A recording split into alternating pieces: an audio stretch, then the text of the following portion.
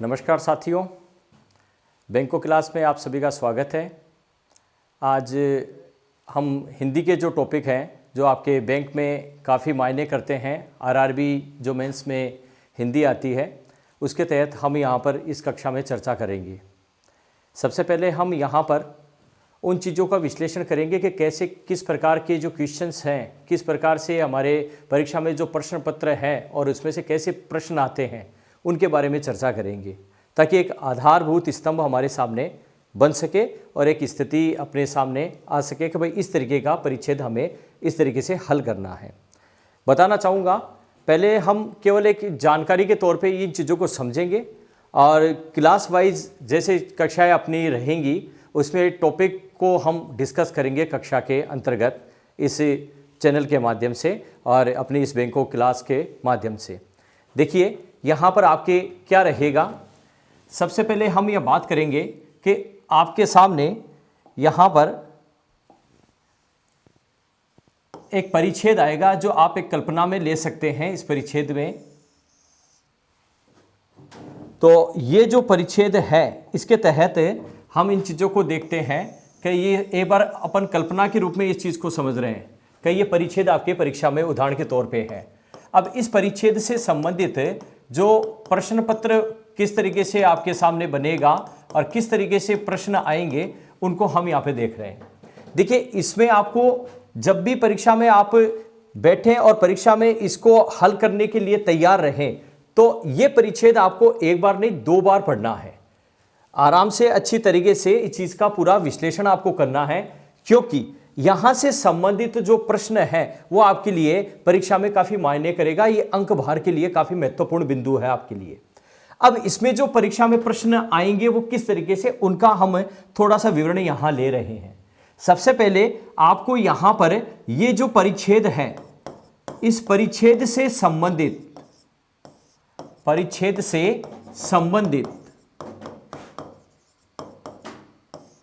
प्रश्न आपको देखने को मिलेंगे।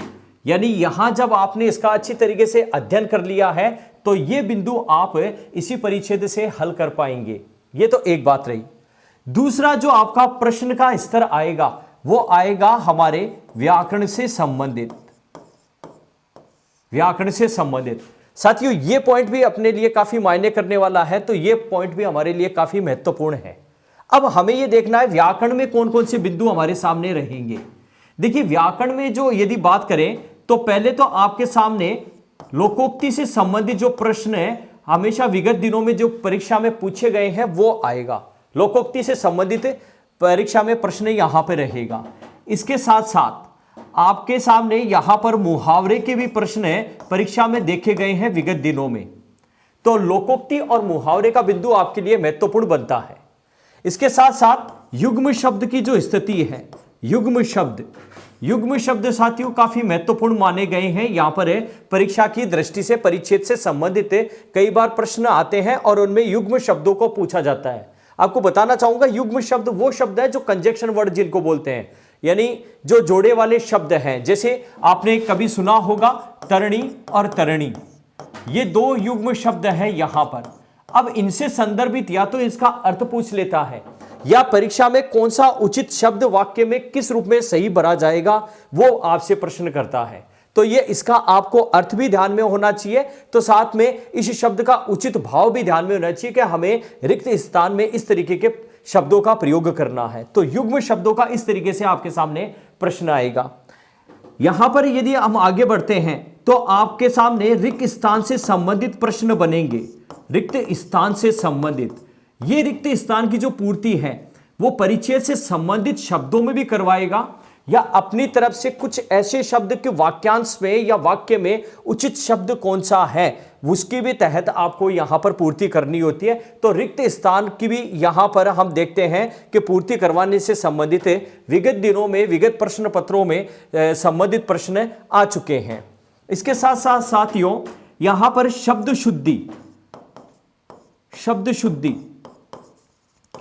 शुद्धि साथियों अपने आप में काफी महत्वपूर्ण है। जैसे इंग्लिश में वर्ड में एरर आता है, वैसे हिंदी में उसे हमें शब्द शुद्धि, शब्द अशुद्धि का जो बिंदु है उसके तहत लेते हैं। तो शब्द शुद्धि भी आपको ध्यान में रखनी है। इसके अलावा साथियों यहां पर वाक्य शुद्धि, यानी वाक्य में आपके सामने यहां पर इरर रहेगा, उस इरर को हटाते हुए आपको वाक्य का सही शुद्ध रूप रखना है। तो वाक्य शुद्धि, शब्द शुद्धि ये काफी महत्वपूर्ण है हमारे इस बैंक की जो एग्जाम होती है उनके तहत। इसके अलावा साथियों बताना चाहूंगा शब्दों का अथवा वाक्यों का, शब्दों का वाक्यों का सही क्रम भी हमें कई बार परीक्षा में पूछा जा चुका है।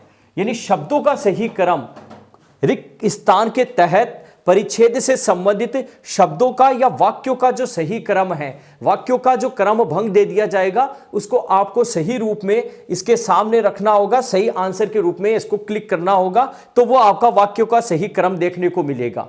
तो साथियों ये है हमारा एक तैयारी करने का तरीका कि कौन कौन सी चीजें हमें देखनी है। इसके अलावा साथियों हम यहां पर विलोम शब्द से संबंधित, विलोम शब्द से संबंधित जो परीक्षा में प्रश्न आए हैं वो भी हमें पढ़ने हैं। साथ ही साथ पर्यायवाची शब्द, पर्यायवाची शब्द इनका भी हमें यहां पर उचित स्थानों पे प्रयोग करना है। इतनी तैयारी साथियों आपने कर ली तो आप निश्चित मानिए आपका परिच्छेद पूरी तरीके से हल हो जाएगा। तो दोबारा एक बार रिपीट कर देता हूं मैं, परिच्छेद से संबंधित प्रश्न, दूसरा व्याकरण से संबंधित प्रश्न, व्याकरण में लोकोक्ति, मुहावरे, विलोम शब्द, इसके अलावा युग्म शब्द, रिक्त स्थान की पूर्ति, शब्द शुद्धि, वाक्य शुद्धि, शब्द और वाक्यों का सही क्रम और पर्यायवाची शब्द, ये हमें देखने हैं। तो हम आज की कक्षा को प्रारंभ करते हैं और चूंकि हमारे लिए सबसे महत्वपूर्ण बिंदु बनता है शब्द शुद्धि, तो इस शब्द शुद्धि को आज की कक्षा में हम एक परिच्छेद के माध्यम से हल करते हुए आगे की तरफ बढ़ेंगे। तो अभी तक के लिए हम जो शब्दों में एरर आता है, परीक्षा में जो पूछा जाता है, उसको हम आज की कक्षा में प्रारंभ करने जा रहे हैं।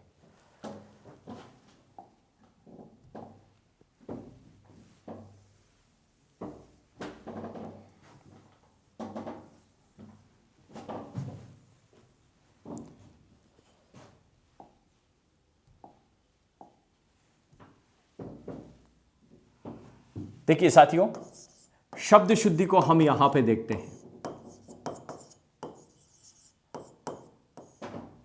शब्द शुद्धि, शब्द शुद्धि में हमें बहुत से शब्दों को समझना है।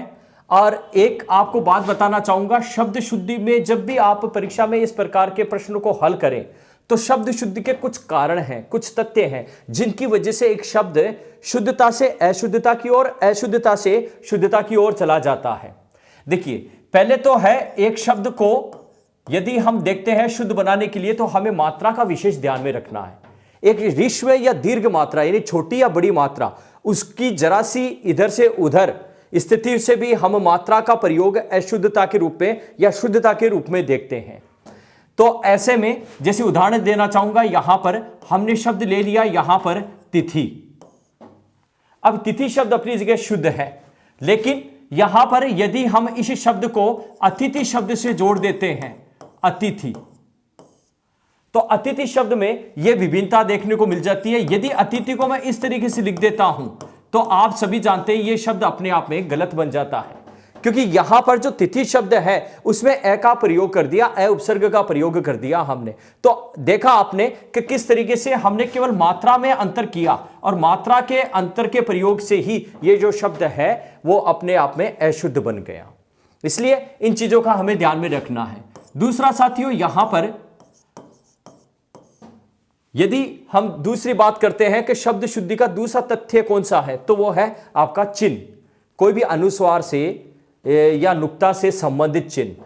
जैसे हम यहां पर बात करते हैं नहीं शब्द की, यदि मैं नहीं शब्द को इस तरीके से लिखता हूं, यह बिल्कुल अशुद्ध शब्द है। क्यों? क्योंकि यहां पर एक जो अनुस्वार का प्रयोग होना चाहिए, वो अनुस्वार का प्रयोग हम यहां पर नहीं कर पा रहे हैं, इसलिए ये जो नहीं शब्द है वो इस तरीके से अपने आप में शुद्धता में आएगा। साथियों, इसके चिन्ह के अलावा यदि हम बात करते हैं कि शब्द का जो अधूरापन या पूर्णपन, वो भी अपने आप में काफी मायने करता है। तो हम यहां पर शब्द का जो अधूरापन है उचित स्थिति से, या जो पूर्णपन है उसको भी हमें यहां पर देखना होता है कि शब्द किस वजह से अधूरेपन में शुद्ध है या पूर्ण रूप में शुद्ध है। उदाहरण के लिए बताना चाहूंगा, यहां पर यदि हम शब्द ले लेते हैं अधूरापन में, जैसे हमने ये शब्द ले लिया जगत, ये पूर्ण रूप में लिया है साथियों। ऐसे में यदि इसका अर्थ निकाला जाए संसार के लिए, तो संसार के लिए ये जो शब्द है वो बिल्कुल गलत है, बिल्कुल पूर्णतः गलत माना जाएगा, क्योंकि इस शब्द को हमें व्याकरणिक दृष्टि से अधूरा करना पड़ेगा। तो ये जो जगत शब्द है वो संसार के लिए एकदम उपयुक्त माना जाएगा। बताना चाहूंगा, युग्म शब्द जब पढ़ेंगे तो यहां पर जगत का अर्थ आएगा कुएं की मुंडेर, जो कुएं के चारों तरफ चबूतरा बना हुआ रहता है, उसे हम जगत कहते हैं। और ये जो जगत जो तय हलंत हो रखा है, उसके लिए हम संसार शब्द का प्रयोग करते हैं, क्योंकि संसार में हर चीज अपने आप में अधूरी रहती है, लालसा अधूरी रहती है, कोई भी चीज चाह है वो अधूरी रहती है। इसलिए ये ट्रिक से आप इसको याद कर सकते हो, तय हमेशा जगत के संदर्भ में संसार के अर्थ के लिए हलंत रूप में ही आएगा। तो ये आपको ध्यान में रखना है। एक शब्द यहां पर साथियों कई बार हम देखने को पढ़ते हैं, त्योहार। ये जो त्योहार शब्द है ये व्याकरण की दृष्टि से बिल्कुल अशुद्ध है, क्योंकि त्योहार जो शब्द है उसमें ओ की मात्रा का प्रयोग होता है, न कि औ की मात्रा का। इसलिए ये जो शब्द है उसमें पूरा आउ ना आकर ओ की ही मात्रा का प्रयोग किया जाएगा। तो ये भी वर्तनी की दृष्टि से हमें शब्द में एरर देखने को मिल जाती है। ऊपर वाला जो त्योहार शब्द है वो पूर्णतया अशुद्ध है। इसके अलावा साथियों यहां पर हम चिन्ह के अलावा, मात्रा के अलावा, अधूरापन और पूर्णपन की स्थिति के अलावा बहुत सी जगह ऐसा भी देखते हैं कि शब्द में दो वर्ण मिल जाते हैं, यानी वर्णों का समावेश। तो वर्णों का जो समावेश होता है वो समावेश से भी एक शब्द है वो शुद्ध या अशुद्ध बन जाता है। तो वर्णों का समावेश भी आपको ध्यान में रखना है, शब्दों का समावेश भी आपको आपस में ध्यान में रखना है। ये दो कारण यहां एक साथ बनते हैं। जैसे हम यहां पर बात लेते हैं अतिथि शब्द की, हमने बात ली साथियों। अब अतिथि शब्द में हमने देखा दो वर्ण मिले थे, लेकिन ये अपनी जगह ये तिथि शब्द भी शुद्ध है और अ उपसर्ग के तहत ये अतिथि शब्द भी शुद्ध है। लेकिन यहां पर हम यदि शब्द बात करते हैं पक्षी, पक्षी शब्द को हम दीर्घ मात्रा के रूप में लिखते हैं, लेकिन जब इसके साथ गण शब्द का प्रयोग कर दिया जाता है तो ये जो पक्षी है इसकी मात्रा ऋस्व रूप में आ जाती है, तो पक्षी गण शब्द बन जाता है। तो इस तरीके से शब्दों और वर्णों का समावेश आपको इस प्रकार से देखना है। तो ये हमारे सामने आप मात्रा संबंधित, चिन्ह संबंधित, अधूरापन, पूर्णपन और शब्द और वर्णों का समावेश से एक शब्द को शुद्धता और अशुद्धता के रूप में आप आकलित कर सकते हो। ये अपने लिए काफी एक आधारभूत मायने करने वाले पॉइंट बन गए हैं। इस तरीके से हम अब आज की कक्षा में जो आने वाले जो शब्द हैं उनको इन्हीं बिंदुओं के आधार पर डिस्कस करेंगे कि कौन से शब्द किस स्थिति में अपने आप में शुद्ध है या अशुद्ध है, उसकी अशुद्धता का कारण क्या ठहरता है। तो ये 4 पॉइंट आपको यहां पर ध्यान में रखने हैं।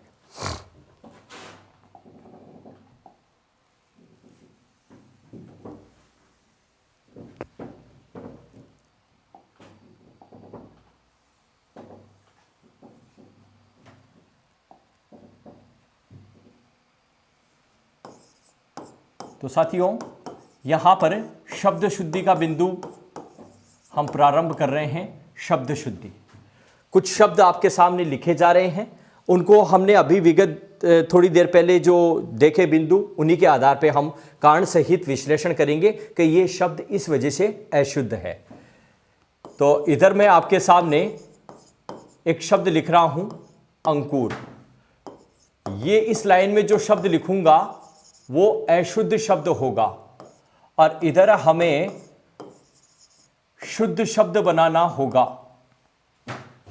तो अंकुर को हम देखते हैं, तो मैंने बताया था आपको चिन्ह की वजह से, मात्रा की वजह से, वर्णों का आपस में या शब्दों का तालमेल की वजह से शब्द अशुद्ध होता है। तो इसमें से एक कारण यहां पे बनता है चिन्ह। यदि अंकुर पे यहां पर चंद्र बिंदु का प्रयोग न कर अनुस्वार का प्रयोग कर देते हैं तो यह अंकुर शब्द अपने आप में शुद्ध बनता है साथियों। इसके अलावा यदि हम देखते हैं अगम शब्द को, अगम शब्द एक वर्ण के यहां पर न आने की वजह से यह शब्द गलत हो गया। यहां पर यदि इसकी शुद्धता रूप देना है तो हमें यहां पर अगम्य शब्द को शुद्ध मानना है। तो अगम्य शब्द शुद्ध माना जाएगा, न कि अगम शब्द। यहां पर अज्ञान शब्द को लेते हैं हम पढ़ने के लिए, अज्ञान।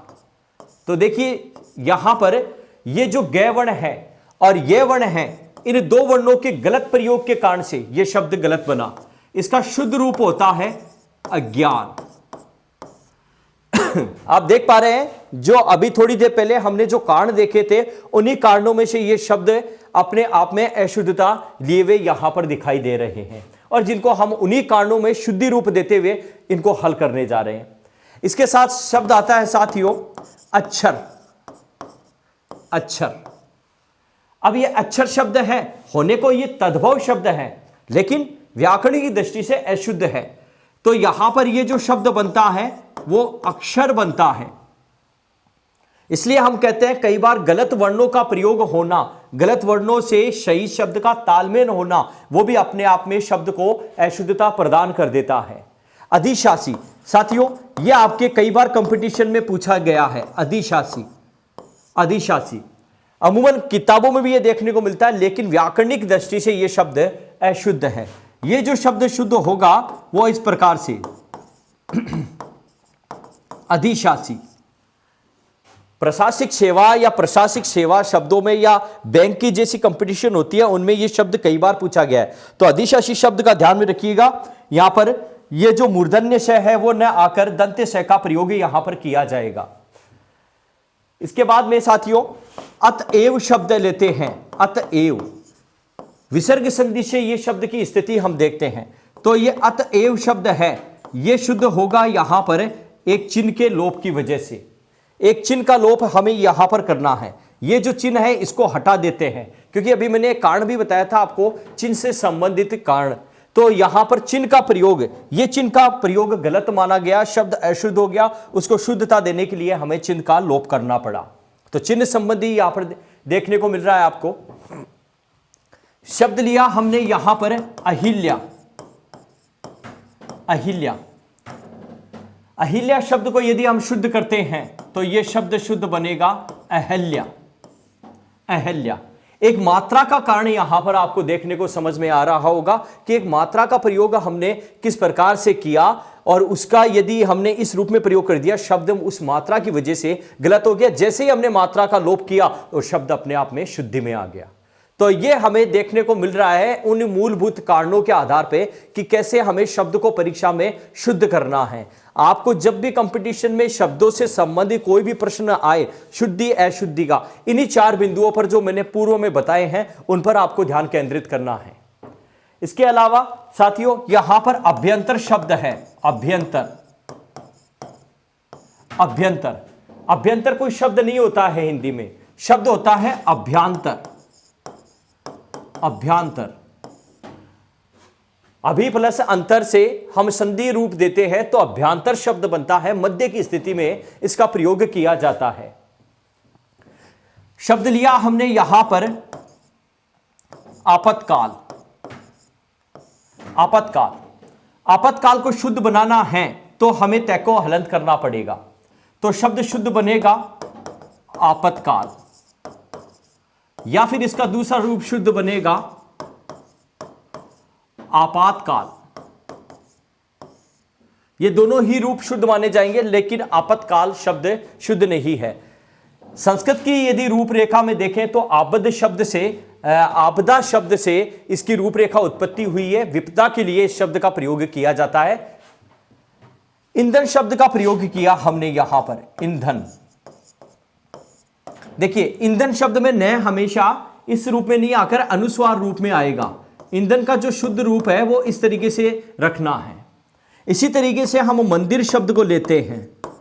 मंदिर शब्द, यदि मंदिर शब्द का शुद्ध रूप देखते हैं ना तो वो इस तरीके से बनेगा मंदिर। यही बात हम यदि विद्या शब्द पे लागू करते हैं, विद्या, तो वर्तनी की दृष्टि से यदि हम इसको विस्तारित रूप देंगे जैसे विद्या, ये शुद्ध माना जाएगा दोनों की तुलना में। हालांकि पढ़ने में प्रचलन में हम इस विद्या को भी देखते हैं, क्योंकि ध, द और ये की उत्पत्ति से ध शब्द का निर्माण, ध वर्ण का निर्माण हुआ है।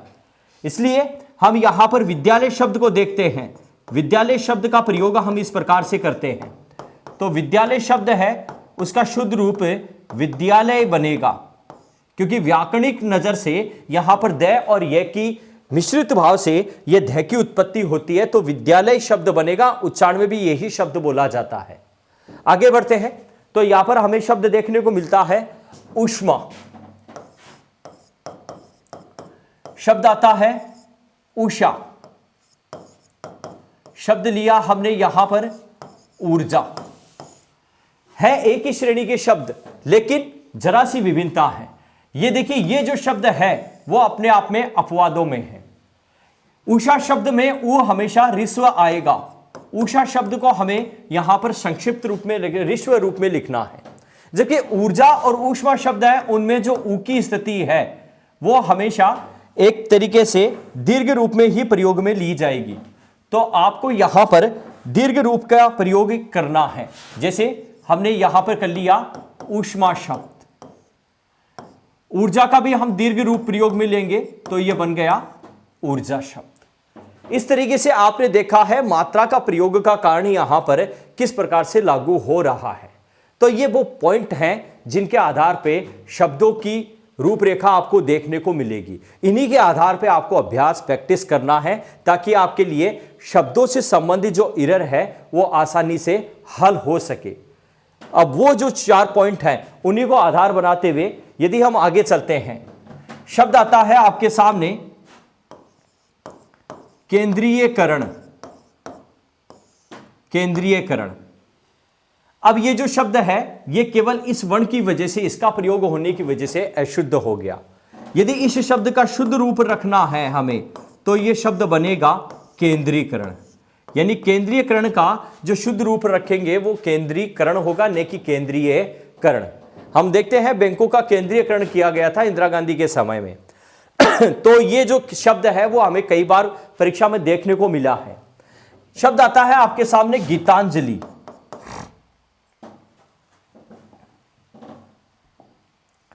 गीतांजलि शब्द, तो गीतांजलि जो शब्द लेते हैं उसकी यदि हम बात करते हैं तो गीतांजलि शब्द को 2 प्रकार से देखा जाता है।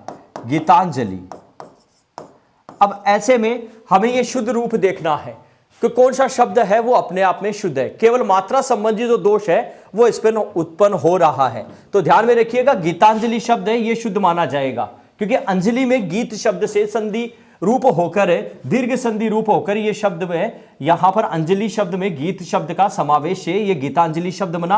अतः ये जो शब्द है वो अपने आप में मात्रा की वजह से अशुद्ध माना जा रहा है। तो ऐसे में हमें ये कुछ बिंदु देखने को मिले हैं जिनके आधार पर हमें अभ्यास या प्रैक्टिस करनी रहती है कि इन तथ्यों के आधार पर हमने इतना विश्लेषण किया है। आगे भी चलते हैं। अभी तक आप इन चीजों का एक स्क्रीनशॉट ले सकते हैं।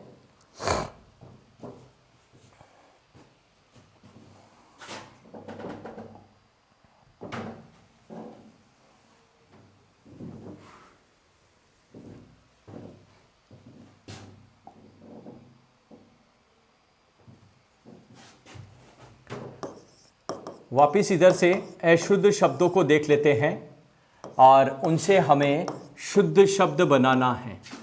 ये वो मुख्य शब्द हैं जो आपके कंपटीशन में पूछे गए हैं। प्रश्न पत्र पर आधारित इन शब्दों को आपके सामने रखा जा रहा है ताकि आप आसानी से इनको समझ सके। तो देखिए, शुद्ध शब्दों में हम देखते हैं एक शब्द आता है कवयित्री। कवयित्री शब्द, अब ये जो कवयित्री शब्द है वो अपने आप में, इसको कई बार हम देखते हैं कि वो इस प्रकार से लिखा जाता है कवयित्री। ये शब्द बिल्कुल अशुद्ध माना जाता है। इसका शुद्ध रूप आपके सामने इस प्रकार से है। तो कवयित्री जो शब्द है वो अपने आप में शुद्ध रूप में रहेगा कवयित्री। इसका उच्चारण भी हमें देखना है। शब्द आता है आपके सामने यहां पर कीजिए। कीजिए का जो रूप है वो हमें यहां पर शुद्धता में देखना है। तो यहां पर ध्यान में रखिएगा, कीजिए जो शब्द है उसकी शुद्धता रखते हैं तो इस प्रकार से हमें देखने को मिलेगी। तो कीजिए शब्द है वो इस प्रकार से आपको शुद्ध रूप में देखने को मिलेगा। कुआं शब्द आता है, कुआं कई बार हमें देखने को मिला है। कुआं शब्द है वो आपको देखने को मिलेगा इस प्रकार से कुआं। तो तो एक अनुस्वार का चिन्ह का जो शब्द रूप है, चिन्ह का जो प्रयोग है, वो आपके सामने शब्द अशुद्ध को शुद्धता रूप प्रदान करता है। शब्द ले लिया हमने चांद। अब चांद शब्द पे यदि हमने ये अनुस्वार लगा दिया तो इस अनुस्वार की वजह से ये शब्द है वो अशुद्धता में चला गया। इसको हमें शुद्ध रूप देना है तो ये शब्द बनेगा चांद, इस प्रकार से। यानी हमें यहां पर अनुस्वार का प्रयोग करना नहीं है, चंद्र बिंदु का प्रयोग ही करना है, तो ही ये शब्द सही रूप में आ पाएगा। शब्द आता है निरपराधी।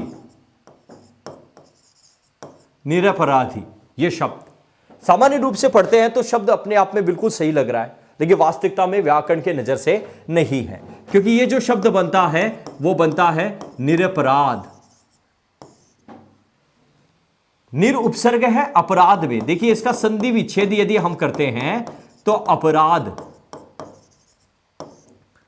ये शब्द बनता है। अब इसमें इसका संयोग रूप देकर इस आधे रे वर्ण में एक की स्थिति को मिलाकर यह शब्द बन जाता है निरपराध। इसलिए इस जो मात्रा का प्रयोग किया गया है वो व्याकरण की नजर से बिल्कुल अशुद्धता रूप में रहेगा। तो कई बार शब्दों में मात्रा का अतिशय प्रयोग कर दिया जाता है, कम प्रयोग कर दिया जाता है, तो शब्द अशुद्ध बनता है।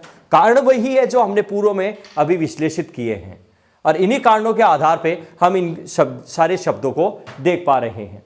शब्द आया आपके सामने यहां पर नई। शब्द ले लिया हमने यहां पर पुनरावलोकन। इसी प्रकार से शब्द लिया हमने यहां पर निरोग।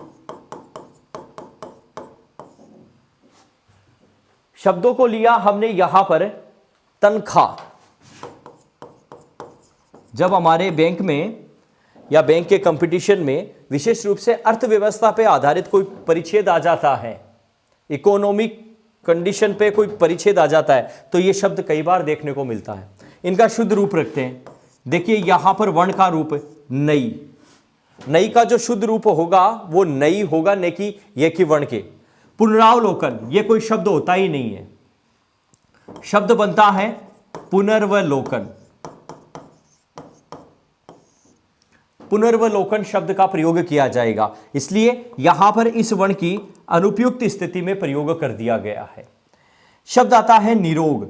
निरोग का यदि हम वैसे इसमें विसर्ग संधि है, लेकिन विसर्ग संधि का जो शुद्ध रूप बनता है वो निरोग बनता है। क्योंकि ये जो शब्द है वो संधि रूप में निर प्लस रोग से बनेगा। दूसरा इसका संधि विच्छेद विसर्ग संधि के संदर्भ में नी प्लस रोग होगा। तो नियम के तहत हम जब देखते हैं कि यहां पर रुत्व विसर्ग संधि को जब पढ़ते हैं तो विसर्ग का रे में परिवर्तन हो जाता है, और इसके तहत ये शब्द स्थिति बनती है और शब्द बन जाता है निरोग। तो संधि नियम के तहत ये शब्द शुद्ध माना जाएगा। निरोग में हमेशा नी हमेशा बड़ा आएगा, छोटा नहीं आएगा। तो यहां पर हम आगे बढ़ते हैं तो शब्द लेते हैं हम यहां पर उपनिवेशिक। उपनिवेशिक शब्द को सामान्य रूप से पढ़ा जाए तो बिल्कुल सही है, लेकिन व्याकरण की नजर से बिल्कुल गलत है, क्योंकि उपनिवेशिक कोई शब्द नहीं होता है। शब्द शुद्ध माना जाता है औपनिवेशिक। जैसे भारत में पुर्तगाली वगैरह लोग आए थे, वो एक औपनिवेशिक थे, तो वहां पर हमें ये शब्द उत्पत्ति में देखने को मिलता है। शब्द ले लिया हमने यहां पर औद्योगिक। औद्योगिक औद्योगिक शब्द। औद्योगिक शब्द वो अशुद्धता का कारण यहां पर ओ वर्ण की स्थिति है। मैंने पहले भी बताया था आपको कारण सहित कि यहां पर जब वर्णों का प्रयोग हो जाएगा तो वहां पर वर्णों की स्थिति के तहत एक वर्ण का सही उचित रूप में प्रयोग न होना वो पूरे शब्द को ही भ्रमित कर देता है, पूरे शब्द को ही अशुद्ध बना देता है। यहां पर ओ वर्ण का प्रयोग हो गया, इसलिए आपको शुद्धता रूप देने के लिए औद्योगिक औद्योगिक शब्द का प्रयोग इस तरीके से करना है। शब्द ले लिया हमने यहां पर त्योहार। त्योहार शब्द लिया तो त्योहार शब्द को पढ़ने के लिए हमें यहां पर इस प्रकार की स्थिति देखनी है। त्योहार शब्द ले लिया हमने। अब इस जगह पर कई बार हमने देखा ये लिखा हुआ मिलता है किताबों वगैरह में, लेकिन ये व्याकरण की नजर से अशुद्ध है। शब्द का जो शुद्ध रूप होगा वो इस प्रकार से बनेगा त्योहार। तो त्योहार रूप हमें इस प्रकार से शुद्धता में देखना है, यानी मात्रा का प्रयोग देखना है, मात्रा के प्रयोग पे ध्यान देना है। शब्द ले लिया हमने यहां पर नहीं, छोटा सा शब्द है, नकारात्मक शब्द है, लेकिन इसको शुद्धता रूप देने के लिए हमें अनुस्वार का प्रयोग करना पड़ेगा व्याकरण के हिसाब से। तो ये नहीं में अनुस्वार का प्रयोग होगा। शब्द ले लिया हमने यहां पर उद्यान, हालांकि यह संयुक्त रूप में शुद्ध माना जाता है, लेकिन हमेशा विस्तारित रूप ही शुद्ध माना जाएगा व्याकरण में, इसलिए यह शब्द का शुद्ध रूप बनेगा उद्यान। क्योंकि मैं बार बार आपको बता रहा हूं द और य के संयुक्त स्थिति से ध की स्थिति बनती है, तो यह शब्द शुद्ध बनता है उद्यान। तो आप देख पा रहे हैं दो वर्णों के मेल से भी किस प्रकार से स्थितियां बदल पा रही है। हमने शब्द ले लिया यहां पर प्राणी। अब इस प्राणी शब्द को तो हमने शुद्ध रूप में लिखा, लेकिन हमें शब्द लिखना है इसमें वृंद जोड़कर। तो ये यदि मैं शब्द इस प्रकार से लिख दूंगा प्राणी वृंद, तो ये शब्द अशुद्ध हो जाएगा। इसलिए मुझे यहां पर मात्रा को ऋस्व करना पड़ेगा, छोटा करना पड़ेगा, तो ये शब्द बन जाएगा प्राणी वृंद इस प्रकार से। तो आपको ये पहले जो मैंने सिद्धांत बताए हैं, नियम बताए हैं, उन्हीं के बातों को ध्यान में रखते हुए परीक्षा में एरर्स को हल करना है कि ये शब्द इनमें से किस प्रकार की जो स्थिति है, मिस्टेक है, उसको ये लागू कर पा रहे हैं हम या नहीं। यदि इनमें से कोई आपको गलतियां नहीं महसूस होती है तो वो आपका शब्द शुद्ध है। जिस शब्द में भी यदि गलती आपको इन्हीं 4 कारणों में से जो मैंने पूर्ववत बताए हैं उनमें से कोई भी आपको गलती दिखाई देगी, तो वो शब्द निश्चित मान के चलिएगा वो किसी न किसी इन 4 कारणों में से जुड़कर अशुद्धता की रूपरेखा में आ जाएगा। तो ऐसे में हमने काफी शब्दों को यहां डिस्कस किया है। आपको इसी प्रकार से अभ्यास की रूपरेखा देखनी है। कुछ चंद और एक और शब्दों को हम देख लेते हैं। कई बार शब्द पूछा जाता है श्रृंगार। श्रृंगार, श्रृंगार शब्द है वो अपने आप में इसी श्री की वजह से अशुद्ध है। श्रृंगार में ध्यान में रखना, हमेशा जो श्रृंगार है, श्रेय है, वो अधूरे रूप में आएगा। तो श्रृंगार शब्द इस तरीके से शुद्ध माना जाएगा, न कि इस तरीके से। इसी प्रकार से हमने शब्द ले लिया यहां पर संग्रहित। संग्रहित, यदि संग्रहित शब्द को शुद्ध करना है हमें, तो ये जो शब्द रूप है वो इस प्रकार से आएगा संग्रहित। इसके अलावा कोई दूसरा रूप आता है, यानी ये ही की मात्रा छोटी भी मिल जाती है, तो भी ये शब्द अशुद्धता में चला जाएगा। संग्रहित शब्द का केवल एक रूप है, हमें ऑथेंटिक बुक्स में या हम कहें व्याकरण की नजर से केवल यही शुद्ध रूप है वो देखने को मिलता है। इसका स्क्रीनशॉट लीजिए, फिर आगे चलते हैं।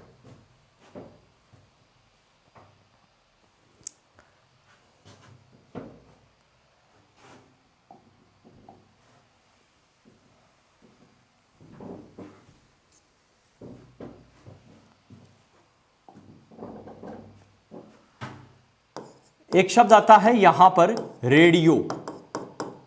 रेडियो का शुद्ध रूप लिखना है अपने।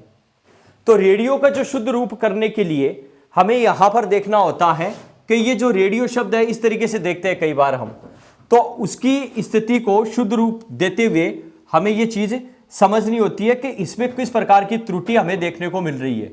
देखिए यहां पर ये जो नुक्ता लगा हुआ है, ये जो नीचे चिन्ह लगता है, ऊपर जो चिन्ह लगता है किसी भी वर्ण के ऊपर है, तो उसे हम अनुस्वार कह देते हैं, लेकिन नीचे जो चिन्ह लगता है उसे हम नुक्ता का चिन्ह कहते हैं।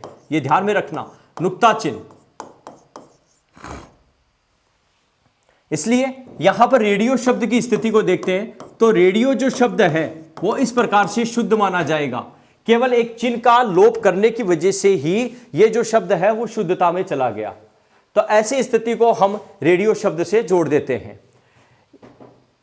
औरत शब्द ले लिया हमने, औरत। हालांकि यह अरबी फारसी का शब्द है, लेकिन हिंदी में कई बार पूछा जाता है औरत शब्द। औरत शब्द नहीं होता है, वर्णों के प्रयोग के कारण, मात्रा प्रयोग के कारण औरत शब्द होता है। इसी प्रकार से यदि कुएं के रूप में हम प्रयोग में लेते हैं, जगत शब्द को ले लेते हैं, लेकिन इसको हम नाम दे देते हैं, जो कुआं शब्द आता है, कुआं का मुंडेर, यदि इसके लेते हैं तो ये जो शब्द है वो बिल्कुल गलत जाता है। इसके संदर्भ में यदि हमें शब्द शुद्ध लेना है तो ये जगत है वो पूरा लेना पड़ेगा, क्योंकि इसका तो अर्थ मैं पहले भी बता चुका हूं।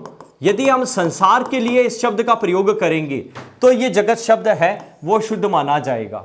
ये काफी कई बार परीक्षा में पूछा गया है, इसलिए बार बार इस शब्द पे मैं आपको सामने रख रहा हूं, तो इस पे विशेष आप ध्यान में रखिएगा। शब्द ले लिया हमने कीर्ति, कीर्ति। अब कीर्ति शब्द है वो मात्रा की वजह से अशुद्ध हो गया। यदि इसी शब्द को इस तरीके से लिख दिया गया कीर्ति, तो यह शब्द अपने आप में शुद्ध हो गया। विद्या शब्द ले लिया हमने, तो विद्या शब्द को हमने इस तरीके से लिख दिया तो वो शुद्ध हो गया। इसी तरीके से हम बहुत से शब्दों को देख सकते हैं जिनमें हमें अधिकतर जगह केवल मात्राओं की स्थिति से ही या चिन्हों की वजह से ही, दो वर्णों के मेल से ही, दो शब्दों के मेल से ही हमें यह पता चल जाता है कि कौन सा शब्द शुद्ध है, कौन सा अशुद्ध है। उम्मीद करता हूं आज की कक्षा आपको काफी पसंद आई होगी, तो आप इस चीज को देखिएगा, जुड़िएगा। और बैंको क्लास में आप सभी का हार्दिक अभिनंदन। मैं सुमित जोशी, हिंदी अध्यापक। नमस्कार।